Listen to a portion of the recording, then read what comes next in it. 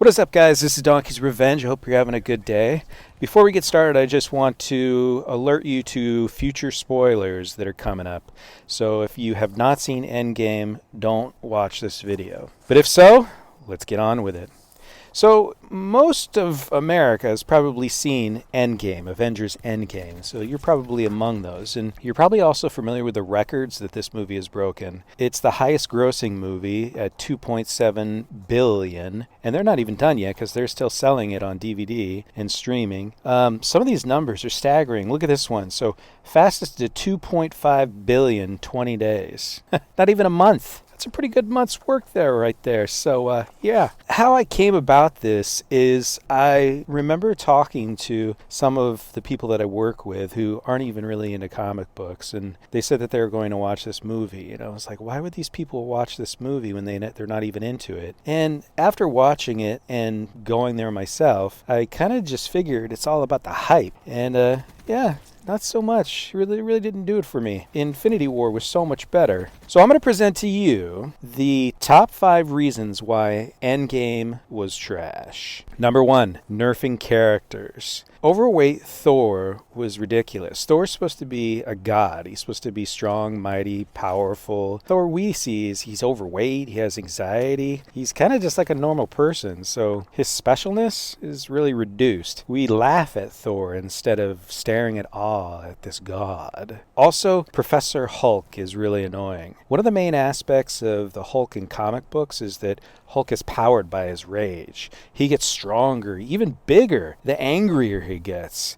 The Hulk's like the period at the end of the sentence. When everything is going to hell, he ends it. Kind of like we saw this in the original Avengers, but not here. The Hulk we see in Endgame, he's this neutered version of the superhero we once knew, making his insignificance in the final battle totally make sense, because he has really no more power. Speaking of insignificance, Captain Marvel is also pretty insignificant. In the end of the credits of Infinity War, we see Captain Marvel come to potentially save the day, so fans figure she's going to have this big role in stopping Thanos in Endgame, and she doesn't. Yeah, she's kind of an afterthought, not really there. And another character that's nerfed, who a lot of people didn't really notice, is Scarlet Witch.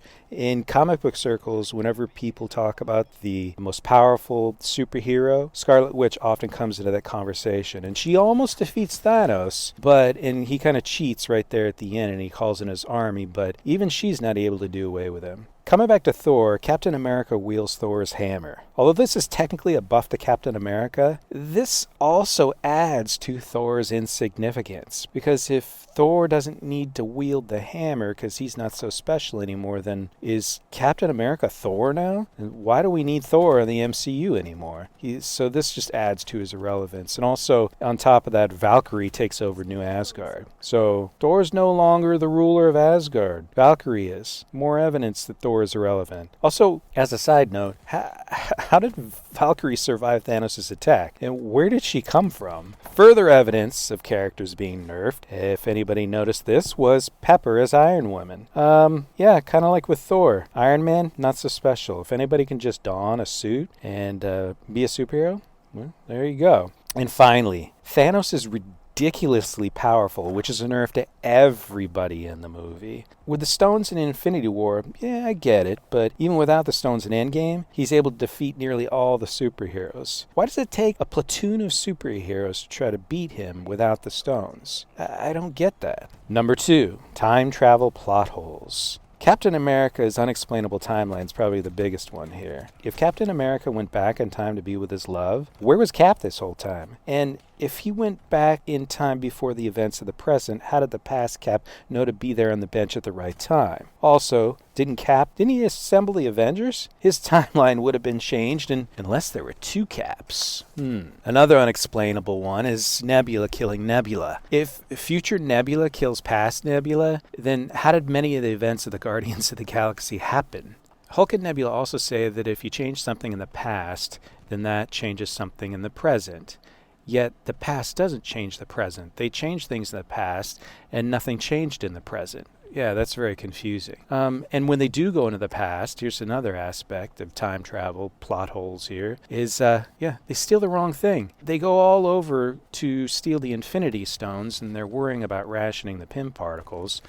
Why didn't they just go back and steal more Pym particles and then bring them back? And I'm sure Stark and Professor Hulk could manufacture some more, and that way they would have unlimited Pym particles, and they wouldn't have to worry about screwing up. Yeah, I don't get that part there. Number 3, things that just happen that we're supposed to accept blindly. This one's thanks to a Reddit post by Satyam Gupta for pointing out things like Captain Marvel just happens to find Tony and Nebula in space. A random mouse just happens to step on a button that's supposed to save Ant-Man, and that saves everything. Dr. Banner just happens to become Professor Hulk. We get no explanation there. Nebula just happens to have a connection with the other timeline Nebula. Tony just happens to crack time travel just because someone stepped on his door and said, hey, let's time travel. Tony also just happens to have knowledge of making devices of harnessing the power of the stones. And Hulk just happens to have knowledge of how to use the gauntlet to snap everyone back. There's a lot of things in this movie just kind of happen, and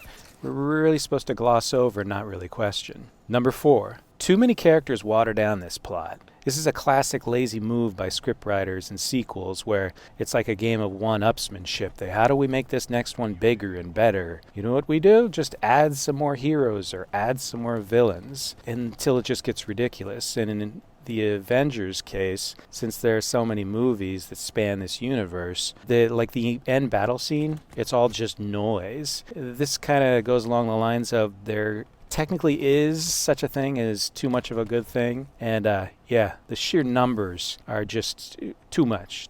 You can't even focus on anybody individually, really, so everybody just becomes watered down. Number 5, odd plot choices. So this is just kind of like a random section of things about the plot. Like, for example, the first half of the movie was boring. There was too much exposition on the wrong things. Now, I get it. We have to see what became of them in the past 5 years, but some of it was useless. That time could have been better explained on things like those things that just happen. We could have got some explanation about those instead. Also, there was this 5-year boredom. After the snap, the superheroes, except for Clint, became just boring and sad, and I get it that they're broken up about losing their friends and loved ones, but if Tony Stark can figure out time travel in one night, why wouldn't they be working on something like that in those past 5 years? He does it one night. They moped for 5 years. Yeah, not so superhero-ish. Next is the kind of Thanos death, and I say that in air quotes.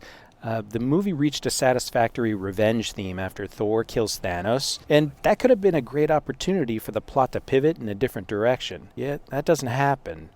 Past Thanos comes back, or is it forward? And so that was pretty much nothing. Spider-Man mentions the strange place when he comes back. What is that strange place? And it would have been really cool if we could have been able to see what happened in that strange place. Maybe we could have had the heroes in that strange place attempting to battle back. And what the heck happens to the non-superheroes that come back to Earth? That would have been another great plot point to explore, but we don't know what happens with them. This movie is more of a pandering to comic book fans with poor storytelling and just way too many characters. Movies always run the risk of watering down the plot to accommodate for multiple characters, and this movie definitely falls into that trap. It's like a game of one-upsmanship.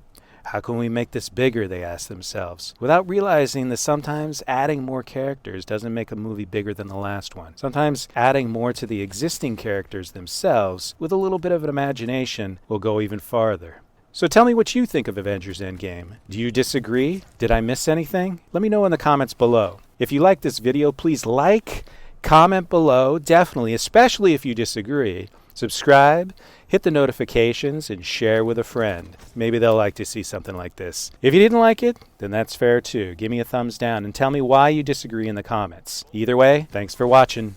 Peace.